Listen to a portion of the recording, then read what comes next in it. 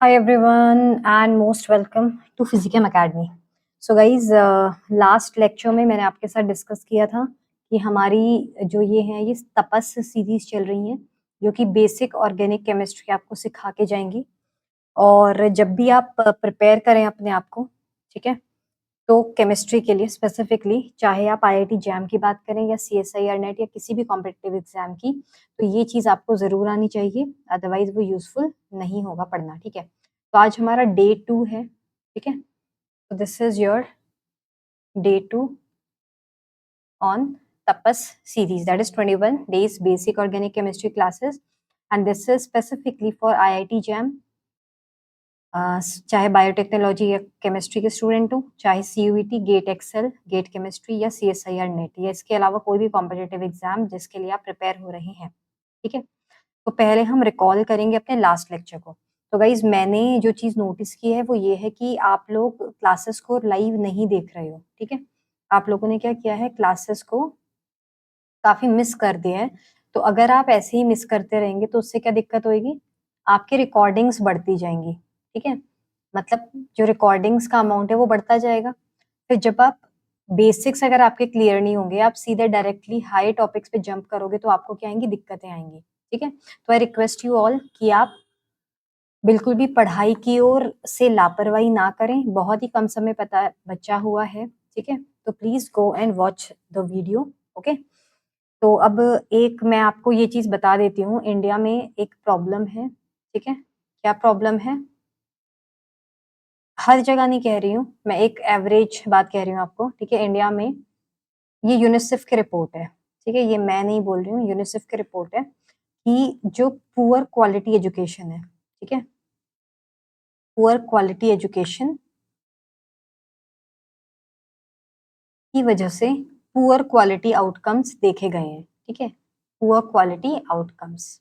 तो रिपोर्ट के according fact क्या है कि 26% जो स्टूडेंट्स हैं, चाहे 9th से लेकर 12th क्लास की हम बात कर रहे हैं, 26% क्लास टू लेवल का टेक्स्ट नहीं पढ़ पाते। ये तो पहली बात है अशिक्षित होने की। दूसरा, 36% सब्ट्रैक्शन एंड डिविजन नहीं कर पाते। ठीक है, ना तो सब्ट्रैक्शन कर सकते हैं ना ही डिविजन कर सकते हैं। 63% जो स्टूडेंट्स हैं या जो लोग हैं इंडिया के, वो परसेंटेज के प्रॉब्लम्स को सॉल्व नहीं कर सकते। अब ये क्या है, ये बेसिक एजुकेशन है। ठीक है, अगर आपको ये भी नहीं आएगा तो फिर आप क्या करेंगे। तो इंडिया में प्रॉब्लम ये इसलिए नहीं है कि मतलब हम लोग क्या बोलते हैं, हमको पढ़ाया नहीं जा रहा या क्या है, यहाँ पे एजुकेशन की, एजुकेटर की, यूनिवर्सिटीज की, स्कूल्स की या कोई भी जगह जहाँ पे आपको पढ़ाया जाता है वहां पे रिस्पेक्ट नहीं दी जा रही है। उसका कारण क्या है, उसका कारण है वही कह सकते हैं आप कि मतलब अज्ञानी होना। आपको एजुकेशन को सबसे ज्यादा प्रायोरिटी देनी है। तो मेक श्योर कि अगर आपको कहीं पे भी पढ़ाई कराई जा रही है या कुछ भी बताया जा रहा है, मेक श्योर कि आप उसको अच्छे से यूज करें, because otherwise ultimately poor quality education से आपका आउटकम भी पुअर ही आएगा। ठीक है, आप ही के साथ के बहुत सारे ऐसे बच्चे बैठे होंगे जो कि बहुत अच्छे अच्छे आईआईटीज में, एनआईटीज में, आईसर्स में, आईसीज में होंगे, और आप ही उसकी जगह पे दूसरी साइड में बैठ के कुछ नहीं कर रहे होंगे या फिर अपने आप को लाइक अनसेटिस्फाइड होंगे अपनी लाइफ से। ठीक है, तो एजुकेशन एक टूल है जो आपको एक सभ्य समाज में सभ्य इंसान बनाता है। ठीक है, तो मेक श्योर आप एजुकेशन के प्रति लापरवाही ना करें, अदरवाइज ये कुछ समय की लापरवाही आपकी पूरी लाइफ को खराब कर सकती है। ठीक है, तो भाषण के बाद मैं आ जाती हूँ, हमारे लास्ट लेक्चर में हमने क्या पढ़ा था। तो लास्ट लेक्चर में हमने जनरल ऑर्गेनिक केमिस्ट्री को स्टार्ट किया था। ठीक है, तो जनरल ऑर्गेनिक केमिस्ट्री को हमने स्टार्ट किया था और हमने क्या किया था, इंडक्टिव इफेक्ट बेसिकली पढ़ा था, और इसके रिस्पेक्ट में हमने इसके कुछ क्वेश्चंस सॉल्व करे थे। और हमने देखा था कि जनरल ऑर्गेनिक केमिस्ट्री में दो तरीके के इफेक्ट्स होते हैं, एक तो प्राइमरी इफेक्ट्स होते हैं और एक सेकेंडरी इफेक्ट्स होते हैं। जो प्राइमरी इफेक्ट्स हैं हमारे, ठीक है, वो बेसिकली साइज होता है और इलेक्ट्रोनेगेटिविटी है। साइज देखेंगे आप, ठीक है, और इलेक्ट्रोनिगेटिविटी देखेंगे। तो जो साइज है वो कॉलम्स, पीरियोडिक टेबल के कॉलम में वर्क करता था, और इलेक्ट्रोनिगेटिविटी आपकी रोज पे वर्क करती है। ठीक है, और अगर हम सेकेंडरी इफेक्ट्स की बात करते हैं तो उनमें से एक था इंडक्टिव इफेक्ट, जो हमारा चल रहा था, हमने खत्म नहीं किया था। इससे रिस्पेक्ट में काफी सारे क्वेश्चन भी सॉल्व किए थे और काफी सारे क्वेश्चन आपको दिए भी थे मैंने, ठीक है। तो अब फिर आज हम क्या पढ़ेंगे, आज हम पढ़ेंगे एप्लीकेशंस ऑफ, कुछ क्वेश्चन सॉल्व करेंगे, ठीक है, और साथ ही साथ में पढ़ेंगे applications of general organic chemistry में जो हमने पढ़ा था इंडक्टिव इफेक्ट, ठीक है। तो आज का जो कॉन्सेप्ट है वो रहेगा एप्लीकेशन। तो आप अपने कॉपी में अच्छे से हैंडराइटिंग में लिख लें कि आज हम पढ़ने जा रहे हैं एप्लीकेशंस ऑफ इंडक्टिव इफेक्ट, ठीक है। मैंने कुछ क्वेश्चंस कल आपको दिए भी थे, आई होप आपने सॉल्व कर लिए होंगे। अगर नहीं किए हैं तो आप मुझसे कमेंट में जरूर पूछ लें, ठीक है। नहीं हुआ है तो आप मुझसे जरूर पूछ लें ताकि चीजें खराब ना हो, ठीक है। तो हमारे जो एप्लीकेशंस हैं इंडक्टिव इफेक्ट के, वो चीजें हमें आज डिस्कस करनी है बेटा, ठीक है। Let us go for it. What are the applications of inductive effect? तो इंडक्टिव इफेक्ट के क्या एप्लीकेशंस हैं, ये चीजें हमें आज डिस्कस करनी है, ठीक है। तो जो पहला एप्लीकेशन होता है वो होता है stability of carbocation, okay, stability of carbocation. किसी भी कार्बोकैटायन की क्या स्टेबिलिटी है वो हम इंडक्टिव इफेक्ट के थ्रू बता सकते हैं। दूसरा, हम कार्बेनायन की स्टेबिलिटी भी बता सकते हैं, ठीक है। हम फ्री रेडिकल्स की स्टेबिलिटी भी बता पाते हैं, साथ ही साथ में हम एसिडिटी के बारे में भी बता पाएंगे, हम बेसिसिटी के बारे में भी बता पाएंगे, और हम ये सब चीजें कुछ बता पाएंगे, ठीक है, on the basis of inductive effect. तो ये सब पढ़ने से पहले एक छोटा सा ब्रीफ आइडिया आपको जरूर होना चाहिए किसका, कि हमारा इंटरमीडिएट, ये एक्चुअली इंटरमीडिएट जो बहुत डिटेल में हम पढ़ेंगे, पर थोड़ा सा इंट्रोडक्टरी आपको पता होना चाहिए कि इंटरमीडिएट्स होते क्या हैं, ठीक है। जब कभी भी कोई भी केमिकल रिएक्शन होता है तो उस केमिकल रिएक्शन में कुछ इंटरमीडिएट्स आपके फॉर्म होते हैं। तो जैसे कि हमारा होता है कार्बोकैटायन। कार्बोकैटायन क्या है? कार्बन जिसके ऊपर एक पॉजिटिव चार्ज है, ठीक है। तो होता कैसा है ये एक्चुअली, इस तरीके से मैंने बनाया, ठीक है, एक पॉजिटिव चार्ज मतलब बेसिकली फॉर एग्जाम्पल आपने, ये आपका कुछ भी है क्लोरीन, ये चीज आपने एक ली, ठीक है। अब इसमें से अगर क्लोरीन आपका एलिमिनेट हो जाएगा तो आपको क्या मिलेगा, CH3 विद 1 पॉजिटिव चार्ज। तो ये क्या है, आपका एक कार्बोकैटायन है, राइट। तो अब कार्बोकैटायन का फंडा क्या है, इससे आप क्या समझेंगे? तो कार्बोकैटायन बेसिकली होता क्या है, आपको ऑक्टेट रूल तो पता होगा कि कोई भी एटम अपने आउटरमोस्ट शेल में 8 इलेक्ट्रॉन्स को होल्ड करना चाहता है, ठीक है। तो कार्बोकैटायन आपका 6 इलेक्ट्रॉन स्पेशी होता है, ठीक है, 6 इलेक्ट्रॉन स्पेशी। आप देख सकते हैं 2 इलेक्ट्रॉन्स, 3 4 5 6, ठीक है। अब यहाँ पे हाइड्रोजन हो सकता है, कुछ भी मिथाइल हो सकता है, एनीथिंग इट कैन बी। तो it is a 6 electron species. दूसरी बात है, ये एक पॉजिटिव चार्ज्ड स्पेशी होता है, ठीक है, it has a positive charge in it. Third thing is it has 3 bonds in it, okay, 3 bonds हैं, आप देख सकते हो। चौथी बात है ये प्लेनर होता है, ठीक है, एक ही प्लेन में होगा, डायमेंशन इसकी नहीं होगी, ठीक है। इसका इनकम्प्लीट ऑक्टेट होगा। इनकम्प्लीट ऑक्टेट मतलब इस कार्बन के चारों तरफ 8 इलेक्ट्रॉन्स नहीं है, इसलिए हम क्या कहेंगे कि ये इनकम्प्लीट ऑक्टेट इसका शो कर रहा है। और जो सबसे इंपॉर्टेंट बात है जो हमें यहाँ लिखनी है वो ये है कि ये इलेक्ट्रॉन डेफिशिएंट स्पेशी है, ठीक है। अब यहीं से हमारे आंसर्स एक्चुअली इसमें आएंगे। इलेक्ट्रॉन डेफिशिएंट मतलब इसमें इलेक्ट्रॉन की डेंसिटी कम है, क्योंकि इसका ऑक्टेट कंप्लीट नहीं है ना, तो इसलिए ये इलेक्ट्रॉन डेफिशिएंट स्पेशी, इलेक्ट्रॉन की कमी है इसमें, ये चाहता है कोई भी आके इसके इलेक्ट्रॉन को पूरा करे। तो इस पॉजिटिव चार्ज को हमें न्यूट्रलाइज करना होता है, ठीक है। तो ये तो बेसिक मैं बिल्कुल बता रही हूँ, 11th में पढ़ा होगा कार्बोकैटायन क्या होता है, ठीक है। उसके बाद दूसरी चीज होती है हमारी कार्बेनायन क्या होता है, ठीक है। कार्बन अगर हम देखेंगे तो कोई भी कार्बन जिसपे एक नेगेटिव चार्ज इंट्रोड्यूस्ड है, तो मैं एक छोटे से वे में इस तरीके से लिख दूंगी कि इस पे एक नेगेटिव चार्ज होगा। तो अब इसका अगर हम पॉइंट्स देखें तो पहली पॉइंट क्या है कि ये 8 इलेक्ट्रॉन स्पेशी है, ठीक है, इसमें 8 इलेक्ट्रॉन है, 2 3 4 5 6 वाइज नेगेटिव चार्ज 2 इलेक्ट्रॉन्स को इंडिकेट कर रहा है, तो टोटल 8 इलेक्ट्रॉन्स इसमें है, ठीक है। इस पे नेगेटिव चार्ज होता है, ठीक है, इस पे क्या होगा, नेगेटिव चार्ज होगा। थर्ड बात क्या है, इसमें भी बॉन्ड्स कितने हैं, 3 बॉन्ड्स ही हैं, ठीक है, 3 बॉन्ड है, आप देख पा रहे हो। चौथा, ये इलेक्ट्रॉन रिच है, ठीक है, रिच क्यों है, ऑक्टेट इसका कंप्लीट है बट एक नेगेटिव चार्जेस पे, हम इसको इस तरीके से भी लिख देते हैं, ठीक है, हैविंग अ नेगेटिव चार्ज। तो बेसिकली इस पे इलेक्ट्रॉन्स है टोटल 8, और क्योंकि नेगेटिव चार्ज भी इंट्रोड्यूस्ड है इसलिए इलेक्ट्रॉन रिच है, मतलब कहीं भी इलेक्ट्रॉन डेफिशिएंट साइड दिखेगा तो ये अपने इलेक्ट्रॉन दे सकता है। तो क्या है ये इलेक्ट्रॉन रिच स्पेशी है, आप इसको अपनी भाषा में कह सकते हो कि ये अमीर है, ठीक है। और नेक्स्ट चीज हम क्या कह सकते हैं कि ये इलेक्ट्रॉन रिच है, तो इलेक्ट्रॉन रिच है तो उसके लिए क्या कहेंगे वो हम आगे देखेंगे, इसको क्या कहते हैं उसके बारे में, ठीक है। नेक्स्ट जो पॉइंट है हमारा वो है रेडिकल्स। अब रेडिकल्स क्या होते हैं, रेडिकल्स या फ्री रेडिकल्स आप इनको कहेंगे। तो फ्री रेडिकल होते हैं आपके odd electron species, carbon having 1 electron in it, ठीक है, 1 इन द सेंस की 3 बॉन्ड तो होंगे, साथ में 1 इलेक्ट्रॉन एक्स्ट्रा है, तो ये बेसिकली है क्या, पहली बात तो ये एक 7 इलेक्ट्रॉन स्पेशी है, ठीक है, 7 इलेक्ट्रॉन स्पेशी ये चीज है, राइट। 7 इलेक्ट्रॉन स्पेशी है, इसमें टोटल मिला के 7 इलेक्ट्रॉन है, ये एक फ्री इलेक्ट्रॉन को इंडिकेट कर रहा है। दूसरा ये न्यूट्रल है, इस पे कोई चार्ज नहीं है, ना तो पॉजिटिव ना ही नेगेटिव। तीसरी बात है इसमें भी नंबर ऑफ बॉन्ड्स कितने हैं, 3 ही हैं। चौथी बात है इसका इनकम्प्लीट ऑक्टेट है, इस वाले का ऑक्टेट कंप्लीट है, ठीक है, सॉरी, ओके, तो इसका ऑक्टेट कंप्लीट है, इसका इनकम्प्लीट ऑक्टेट है। पांचवी चीज ये है कि अगर हम इसको देखेंगे तो ये आपका, इसको जरा ध्यान से देखो, ठीक है।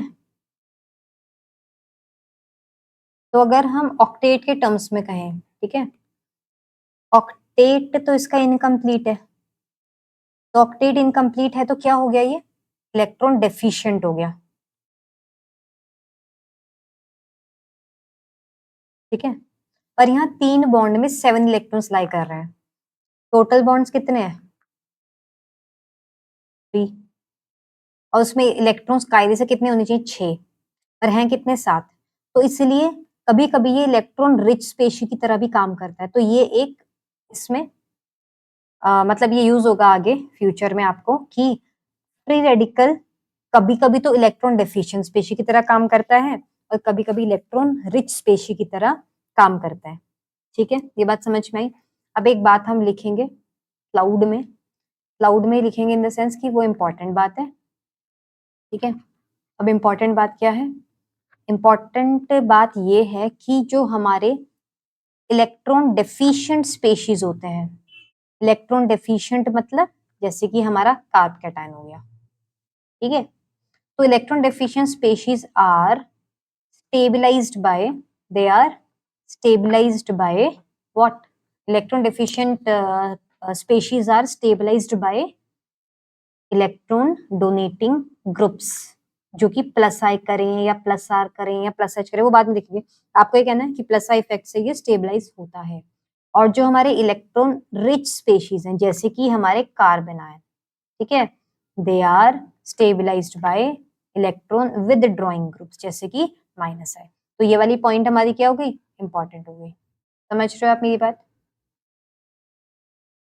ठीक है, okay, getting me,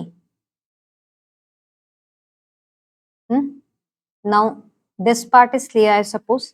now I am giving you one concept, ठीक है। तो अगेन क्या है, stability of carb cation is directly proportional to plus psi effect or plus psi groups and vice versa is true. Stability of carbon ion is proportional to minus psi groups. Okay, तो हम plus psi and minus psi के terms में कह देंगे। तो similarly stability of carbon ion will be directly proportional to the minus psi groups. So on the basis of that I can give you one question. Okay, question in the sense छोटा सा ही है वैसे तो। अब I hope आपको bond line formulation आती है, ठीक है, नहीं आती है तो भी मुझे बता देना। अगर मैंने, ठीक है, देखो ऐसे कुछ लिखा है तो ये क्या इंडिकेट कर रहा है जिसको नहीं पता, वैसे मैं ये मान के चलूं सबको पता है, ये कार्बन को इंडिकेट करता है।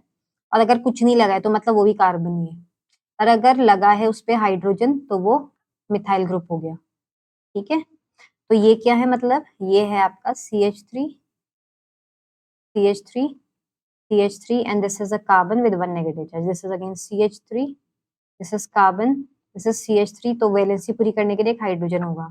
सिमिलरली यहाँ पे CH3, तो ये क्या होगा, ये CH2 होगा, ठीक है।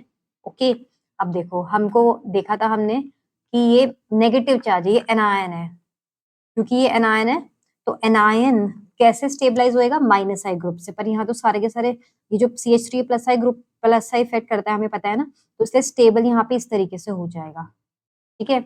और इसी क्वेश्चन में आंसर ये होगा अगर मैं इसी कार्बन पे क्या लगाऊं, पॉजिटिव चार्ज। अब मुझे जल्दी से बताओ कि ऐसा क्यों है, क्योंकि प्लस आई इफेक्ट है। ये वाले फंडे को देखेंगे तो ये आंसर आएगा और इस फंडे को देखेंगे तो ये आंसर आएगा। एक बार ना रुक के रिफ्लेक्ट करो इसको, मतलब अपने दिमाग से सोचो कि क्या ये बात समझ में आ रही है, हजम हुई है। अगर ये बात हजम हो गई है तो हम आगे बढ़ेंगे, और नहीं हुई है तो मुझसे जरूर पूछ लेना, ठीक है। ओके, ऐसे रेडिकल्स का भी हम अगर देखें तो radicals actually stability plus effect के प्रोपोर्शनल होती है। कहीं कहीं पे इसके थोड़े से एक्सेप्शनल केसेस हैं, वो हम आगे पढ़ेंगे, बट फिलहाल के लिए रेडिकल्स प्लस इफेक्ट के ही प्रोपोर्शनल होते हैं। मतलब अगर मैंने ये बनाया, फिर मैंने ये बनाया, फिर मैंने ये बनाया, ये इसको इंडिकेट कर रहा है, ठीक है, और ऐसा कुछ बनाया, तो ये जो फ्री रेडिकल्स हैं वो ऐसे स्टेबल होंगे, ठीक है। अगर कोई डाउट है तो कृपा करके पूछ लेना, ठीक है। डाउट को खत्म कर देना, अगर साथ में रहा तो दिक्कतें आ जाएंगी, ठीक है। चलो अब हम अगली पॉइंट पे आएंगे, दैट इज एसिडिटी। अब एसिडिटी का फंडा बिल्कुल क्लियर है, हमने कल भी पढ़ा था कि एसिडिटी का क्या था। एसिडिटी में, ठीक है, आपको क्या देखना है, देखो एक बात समझते हैं। जैसे हमारे पास में एक एसिड है, ये RCOOH, ठीक है, ये एसिड है। अगर ये टूटता है, ठीक है, डिसोसिएट करेगा तो मुझे क्या देगा, एसीटेट आयन और H+, ठीक है। तो हमने कल देखा था कि जो कार्ब एनायन होगा वो स्टेबलाइज, ये हमारा क्या है, एनायन है। तो इस एनायन को जो भी शक्ति, इस ब्रह्मांड की कोई भी शक्ति इसको अगर स्टेबलाइज कर दे, ठीक है, तो ये एसिड अच्छा होगा। और अगर ये डिस्टेबलाइज हो जाए, ठीक है, तो ये क्या होगा, बुरा होगा। ये बात हमने समझी थी, ठीक है। तो ये अच्छा है या ये बुरा है, ये किस पे डिपेंड करेगा, ये डिपेंड करेगा कि इसके पास में कौन सा ग्रुप लगा है। अब ये ग्रुप कैसा है, ठीक है, तो ये ग्रुप इसको कब स्टेबलाइज करेगा, जब ये इलेक्ट्रॉन विदड्रॉइंग ग्रुप होगा। अगर इलेक्ट्रॉन डोनेटिंग ग्रुप होगा तो डिस्टेबलाइज करेगा, क्योंकि इलेक्ट्रॉन की डेंसिटी इस पे डालेगा। समझ पा रहे हो, ठीक है, मैं ऐसा मान के चल रही हूँ कि तुम समझ पा रहे हो। तो कहने का मतलब ये है कि जो हमारा कार्बोक्सिलेट आयन है या कोई भी, ये मैंने एक सिंपल सा एग्जांपल दिया है, इस पे अगर ये जो R है, ठीक है, ये R अगर ये इलेक्ट्रॉन विदड्रॉइंग है तो एसिडिटी इंक्रीज करेगी। और अगर ये R आपका इलेक्ट्रॉन डोनेटिंग ग्रुप है तो एसिडिटी डिक्रीज करेगी। क्योंकि एसिडिटी क्यों इंक्रीज करेगी, क्योंकि यहाँ पे जो कार्बन आयन है वो, आई मीन जो एनायन है, नॉट कार्बन आयन, जो एनायन है वो क्या होगा, स्टेबल होगा। और यहाँ पे जो एनायन है वो क्या होगा, अनस्टेबल होगा। आई होप मेरी बात समझ में आई। तो ये वाली बात है क्लाउड में डालने लायक, ठीक है, बस ये बात समझ में आई। तो कंक्लूजन क्या है, that acidity is directly proportional to minus I groups और electron withdrawing groups in simple way you can say, और it is inversely proportional to plus I groups और इलेक्ट्रॉन डोनेटिंग ग्रुप्स। ये आपने अपने क्लास 11th में पढ़ा होगा। Reflect करो, एक सेकंड के लिए सोच लो कि इसको आप समझे हो या नहीं समझे हो, ठीक है।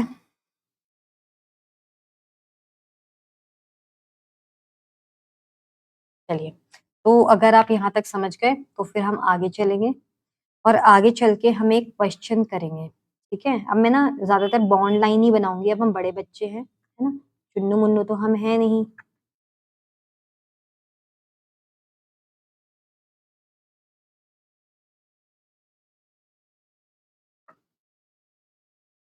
तो अब ध्यान से देखो एक बात, इसमें आपको मुझे बताना है एसिडिटी ऑर्डर क्या होगा, ठीक है? तो एसिडिटी ऑर्डर निकालने के लिए पहले मैंने आपको बोला था इसको पहले क्या कर दो, डिसोसिएट कर दो, है ना? तो हम बहुत ही स्लो स्लो चल रहे हैं, हम बिल्कुल भाग नहीं रहे हैं, क्योंकि ये 21 दिन आपकी केमिस्ट्री को अच्छा कर सकते हैं या बुरा कर सकते हैं। बुरा करेंगे अगर समझ में नहीं आया, और अच्छा करेंगे अगर समझ में आ गया। अगर ये समझ में आ गया तो आगे की सारी चीजें समझ में आने लगेंगी, ठीक है? देखो हमारे एनायन बना, अब मैंने बताया था ये जो आर है, ये जो ग्रुप है, ये कैसा है? तो आप देख सकते हो ये वाला क्या है, माइनस है। इफेक्ट का ऑर्डर सबसे ज्यादा किसका था? कल वाला क्लास को रिकॉल करो, फ्लोरीन का माइनस है सबसे ज्यादा होता है, फिर क्लोरीन का माइनस है होता है, फिर ब्रोमीन का। तो आंसर हमारा ये होगा स्टेबिलिटी ऑर्डर। ये मैंने क्या लिखा है? Stability order. तो अगर इस तरीके से स्टेबल है तो यानी कि ये चीज होगी एसिडिटी का ऑर्डर। आई होप मेरी बात समझ में आ गई है, आ गई है, ठीक है? अब इसमें एक खास चीज हमें पढ़नी पड़ेगी अगर आगे करना है तो, क्योंकि इसी से आंसर नहीं आता। इसके इतना इजी तो आपको कहाँ आएगा? गेट एक्सेल में और आईटी जैम बीटी में आएगा। बट अगर IIT JAM chemistry, GATE chemistry या सीएसआईआर नेट देखेंगे हम तो इतना इजी तो नहीं देंगे, है ना? तो डीएनपी रूल हमें सीखना पड़ेगा। अभी डीएनपी रूल क्या होता है ये आपको थोड़ा देखना है, ठीक है? डीएनपी, डीएनपी, डी बोले तो डिस्टेंस, एन मतलब नंबर और पी मतलब पावर। ओके, हमको पता है कि जो हमारा इंडक्टिव इफेक्ट होता है वो डिस्टेंस डिपेंडेंट होता है ना, तो ये प्रायोरिटी है, ये नंबर 1 है, ये नंबर 2 है, ये नंबर 3 है। मतलब हमको सबसे पहले आंसर कैसे निकालना है? सबसे पहले हमें डिस्टेंस देखना है ग्रुप का, उसके बाद हमने उसका ग्रुप का नंबर देखना है कि कितने वो ग्रुप लगे हैं, तीसरी बात में हमें देखना है कि उसकी स्ट्रेंथ क्या है, ठीक है? तो this is the DNP rule. अब इसको मैं आपको एग्जाम्पल से इलेबोरेट करूंगी तो आपको ज्यादा समझ में आएगा। तो एक क्वेश्चन मैंने जैसे कि यहाँ पे लिया, ठीक है, इस तरीके से,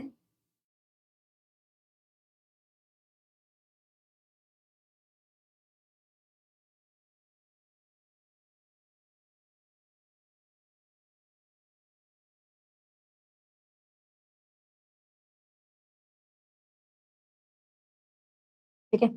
अब आप मुझे एक बात बताओ, ये तो इजी है, खैर इसमें कुछ नहीं है। ये आपका फंक्शनल ग्रुप है, ठीक है? ये आपका फंक्शनल ग्रुप है, इसके रिस्पेक्ट में जो मेरा ये पोजीशन है इसको अल्फा कहेंगे, ठीक है? इसको बीटा कहेंगे। तो दोनों पे ही डिस्टेंस इक्वल है, तो डी से तो आंसर नहीं आएगा, ठीक है? डिस्टेंस इक्वल है, नंबर दोनों में 2 ही है, तो नंबर से भी आंसर, ये भी 2 ग्रुप्स लगे, इस पे भी 2 ग्रुप लगे।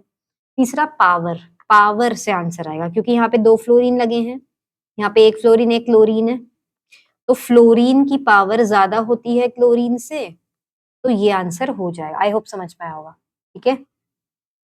मैं वैसे तुम्हें और भी क्वेश्चन दूंगी, मैं आपको समझा रही हूँ छोटे छोटे, ठीक है? उसके बाद में ज्यादा मैं आपको होमवर्क ही दूंगी, क्वेश्चंस, ठीक है? तो ये आपका एक क्वेश्चन है इस तरीके से, ठीक है? अब आपको बताना है इसका आंसर क्या होगा, ठीक है? तो देखो इसमें देखो डिस्टेंस का कोई फंडा नहीं है, देखो ये कार्बन ये भी बिल्कुल कनेक्टेड है, तो नंबर यहाँ पे 2 है, ब्रोमीन क्लोरीन यहाँ पे 1 है, तो ये ज्यादा एसिडिक होगा, ठीक है? This is according to DNP rule, ठीक है? तीसरा क्वेश्चन मैं दे देती हूँ,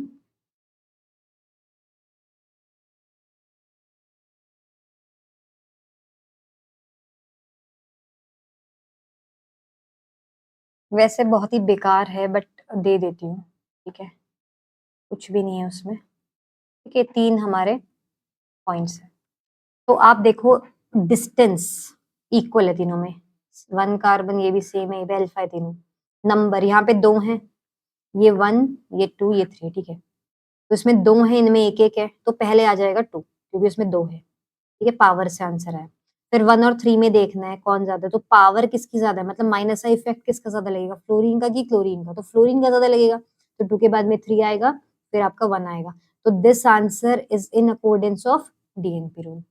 आई होप मेरी बात समझ में आई होगी। बाकी क्वेश्चन मैं होमवर्क दूंगी, सारे कराऊंगी, तो फिर क्वेश्चन चलो कर लेंगे, ऐसा कोई इशू नहीं है। ठीक है, नेक्स्ट क्वेश्चन, क्योंकि आज के लेक्चर में ज्यादा क्वेश्चंस ही हैं।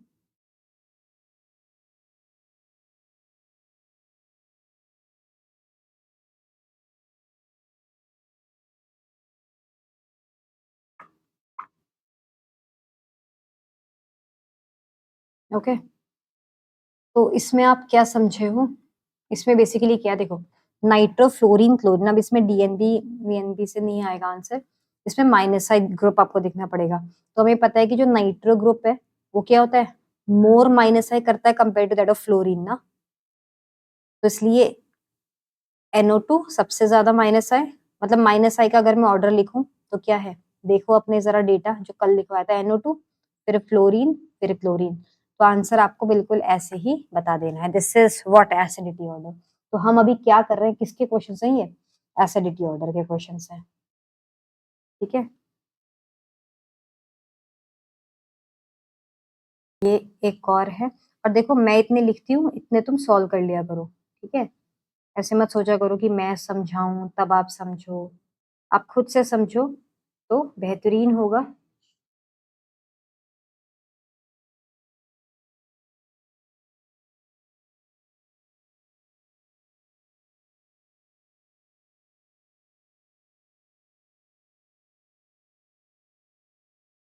ठीक है, तो अब आप देखो जरा, एक और बात देखो जरा, इसमें क्या है पॉइंट समझाने वाला। देखो डीएनपी रूल यहाँ पे हमें लगाना पड़ेगा, डीएनपी। ठीक है, तो डिस्टेंस इस पे ही फोकस करेंगे, इस कार्बन पे, डिस्टेंस पे देखो, तो डिस्टेंस पे तीनों पे सेम आंसर है, क्लोरीन क्लोरीन क्लोरीन, कोई आंसर नहीं आएगा। नंबर नंबर तीनों पे 2-2 है, पावर से आंसर आएगा। ठीक है, फ्लोरीन सबसे ज्यादा पावरफुल, फिर क्लोरीन फिर ब्रोमीन, तो आंसर क्या हो जाएगा, ये हो जाएगा। यहाँ पे आंसर किसका है, पावर से है, क्योंकि माइनस का इफेक्ट जो है फ्लोरीन का ज्यादा है, फिर क्लोरीन का है, फिर ब्रोमीन का है। तो आई होप आपको मेरी बात समझ में आ गई होगी। ठीक है, एक और क्वेश्चन मैं यहाँ लिख रही हूँ आपका, अगर कहीं पे भी कोई दिक्कत है तो प्लीज आप मुझे बता देना, पूछ लेना।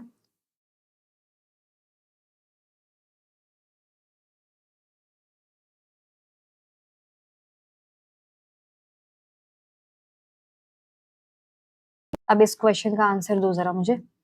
इसमें देखो डीएनपी के अकॉर्डिंग, यहाँ पे क्लोरीन लगा है फर्स्ट पोजीशन पे, यहाँ पे फ्लोरीन, यहाँ पे क्लोरीन, तो अगर मैं इसको 1 कहूँ, इसको 2 कहूँ और इसको कहूँ 3, तो ये पक्की बात है कि 2 पहले आएगा, फिर 1 और 3 में से देखना है।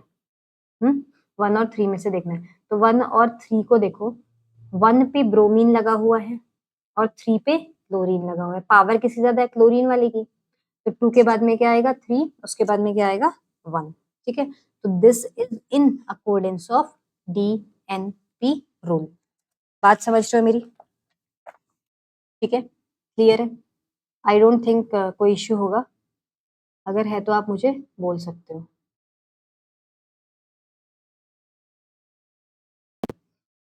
Next question I am writing here is this,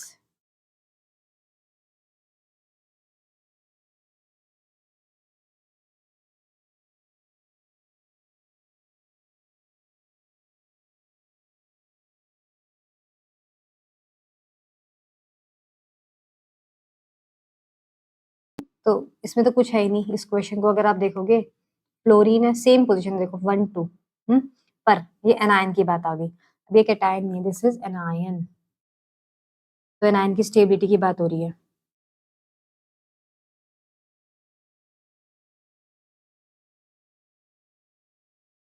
ठीक है,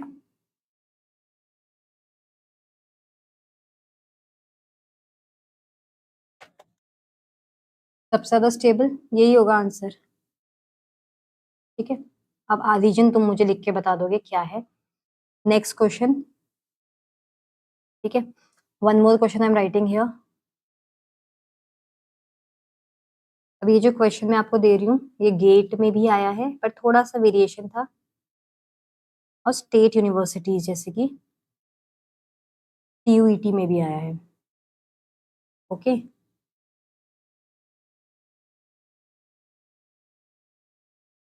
और यहाँ पे मैं आपको एक कॉन्सेप्ट भी समझाना चाह रही हूँ इसलिए भी ये क्वेश्चन दे रही हूँ।